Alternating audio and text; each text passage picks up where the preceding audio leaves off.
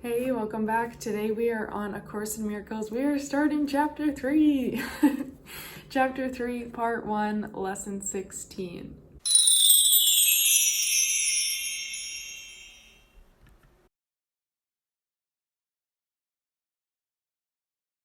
So welcome back. My name is Kara Michelle and I'm here to help you live your truth. And I'm really excited about these lessons and parts today.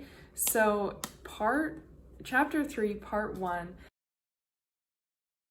So Chapter 3 is called The Innocent Perception, and Part 1 is called Atonement Without Sacrifice. And even as someone who, I didn't really grow up very religious, but I still find this very fascinating, this one, because it's discussing the misunderstanding around what God caused, like God causing his son to suffer.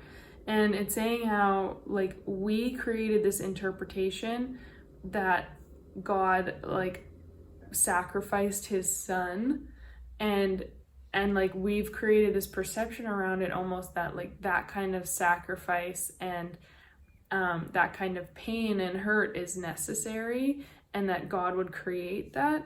And it's saying what we should have been focusing on was the resurrection, because that was the whole point. It was more like we're focusing on the negative, the fear-based, the struggle, instead of focusing on the resurrection, which is the magic, which is the, like, limitless capabilities. And so it said this unfortunate interpretation, which arose out of projection, has led many people to be bitterly afraid of God. And a lot of anti-religious concepts enter into many religions, but the real Christian should pause and ask, how could this be? Is it likely that God himself would be capable of the kind of thinking which his own words have clearly stated is unworthy of his son? So would God actually do that to his own son? Would he take on that kind of, like, fear or aggression or negativity and do something like that to prove something? And I personally find this interesting because like, growing up, I did have a lot of struggles with believing in God and believing that he could create so much suffering and pain.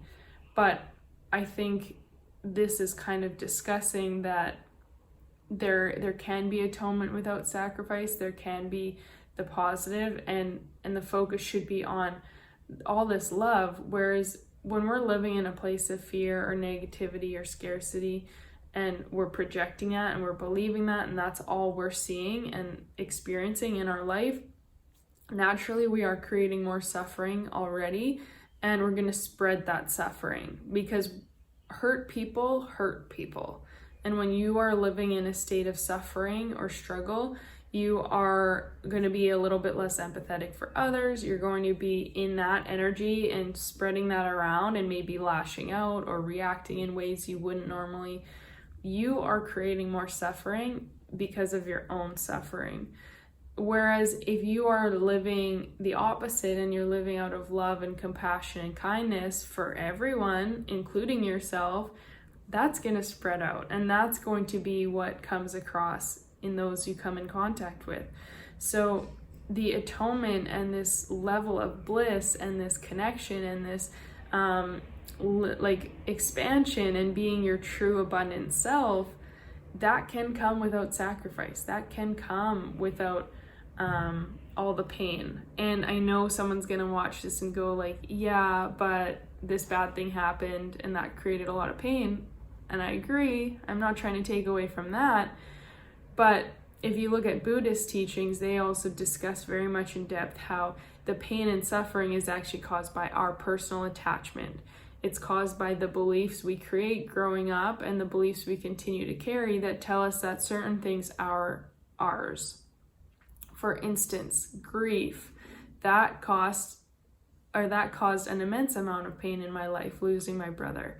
And at the time, if someone were to tell me, Kara, you're creating your own suffering, I would have probably punched them in the face, because I was in a really bad place and I didn't appreciate that. But it's because I had grown up with this attachment of he is mine, he is my brother, he is always here. Like, we grow up in this delusion around what's actually ours and what's possible, what is going to happen. And so when you have attachment to certain things, then when they're gone or they're taken from you, it's so much harder to deal with. And you can imagine this like a child playing in the sandbox, their attachment to a toy, and then someone else comes and picks it up and walks away, and they're devastated, crying, throwing a tantrum because all of a sudden what's theirs is gone, right? And that's attachment, but that's the ego and that's the mind. Whereas the Buddhist teaching is all about non-attachment and realizing that, like, if it's gone, it's okay. That's a part of life, and accepting things as they are. And same with thoughts, detaching from the meaning of thoughts, just letting it move through like a cloud, because the more you attach to something, the more suffering is created. So with this whole thing about sacrifice and mindset, I really feel like this is another great example it uses in here, is that it's like a parent who's like beating their child, and they say, this hurts me more than it hurts you. And it's like, is that how we believe God thinks? That he would like sacrifice his own son, or he would cause all this suffering, but then go, oh, it's hurting me more than it hurts you. I don't think that this all-being power would live that way. And that's where this whole ego and this perception and this mentality around struggle and lack is what has created so much more pain, because it's from this place of hurt that people go out and spread that, and then they cause more fights, or they cause wars, or they cause this fight for money and power and greed. That comes from struggle, from lack, from inadequacy, insecurity, from pain. So when you're living 100% from love, you aren't going to be doing those things, and you're going to have a better understanding, a better energy to spread, and a better message to give off. So this evil, like, God did not create this evil. There was no intention of doing this to sacrifice. And I feel like we also have these beliefs around, like, when things start going well, we feel like we don't deserve it, or we're ready for something bad to happen. We're like, oh, it just can't be this easy. Life can't be this good. When things are going well, it's like, oh, something horrible is probably going to happen soon because things have just been going too well for me lately. We have this belief that it has to be hard, that there has to be struggle, but that's all coming from the mind and of how we project and perceive. So sacrifice is a notion totally unknown to God. It arises solely from fear, and frightened people can be vicious. And then, like, good teachers never terrorize their students. To terrorize is to attack, and this results in rejection of what the teacher offers, and the result is learning failure. So God is an amazing teacher. Look at what has been created, right? For our experience, for this human experience.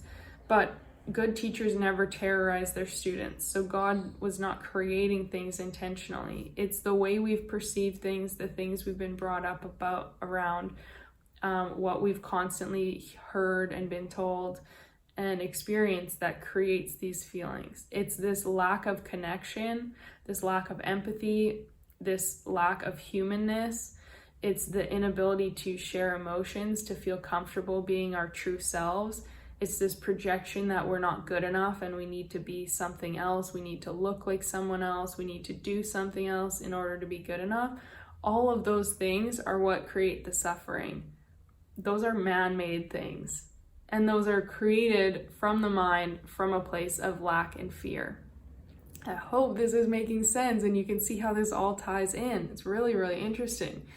So this also discusses the lamb and the lion, and it's basically saying that the lion and the lamb lying down together symbolize that strength and innocence are not in conflict, but they naturally live in peace. And blessed are the pure in heart, for they shall see God is another way of saying the same thing. A pure mind knows the truth, and this is its strength. It does not confuse destruction with innocence, because it associates innocence with strength, not a weakness. Innocence is incapable of sacrificing anything because it strives only to protect its wholeness, and it cannot project. It honors other minds. And this is really a good point, because for me personally, as maybe you can relate, and you can let me know in the comments if you've ever thought this thing, but associating innocence with weakness, associating like meekness as a weakness and something to like, oh, like I always struggled with feeling that vulnerability was making me weak, because I was very emotional and I felt things so deeply. I felt like I was an easy target and I was weak and all these things. But really what's being discussed here is that innocence is actually it's connection, and it's like this reality. It's showing that, you know, there is strength in just being your true self. There is strength in being loving and kind. It takes, let me say this, in this world, it is harder to be loving and compassionate and kind than it is to be fearful and mean and petty and judgy. Our world, it is so much easier to be negative. It is so much easier to be mean. It's so much easier to be a bully, to pick on someone else in order to try and protect yourself. It takes fucking strength to be calm, to be compassionate, to be loving to everyone and everything, regardless of how they treat you. That is the real strength. And if you take nothing else from this, take that, because too many people are hurting and they're spreading that around, and they're creating more suffering for themselves and for others. And if they could connect to love, if they could come to a place of realizing that who they are is enough, and that emotions, vulnerability, all these things are actually strengths, kindness, being kind to people, that is a strength. And that is what we should be celebrating in this world. And if more people realized it and saw it that way, I think they would take it on too. But we have this created perception that it's a weakness, and that it's actually like limiting you in some way to be kind or to be caring or to be loving.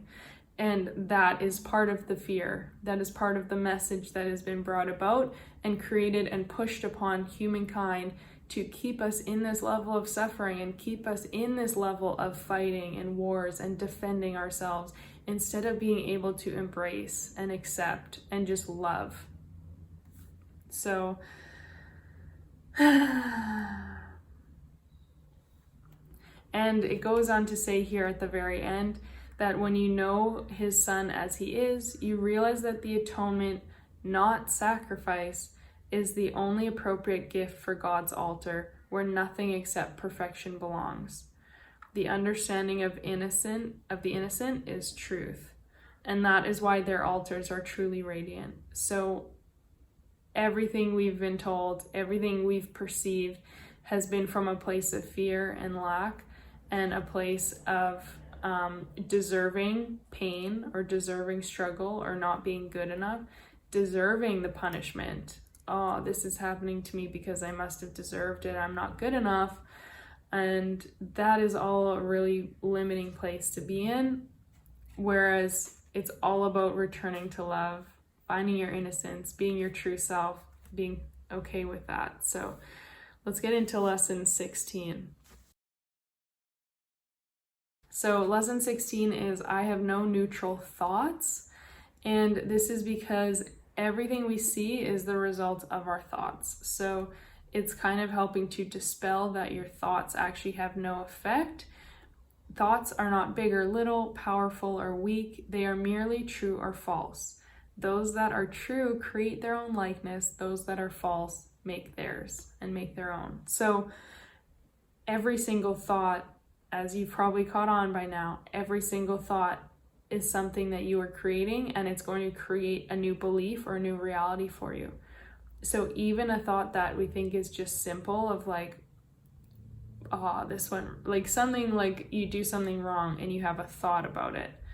Well, that is it's either true or it's either false. you're either interpreting it as truth or you're interpreting it as false.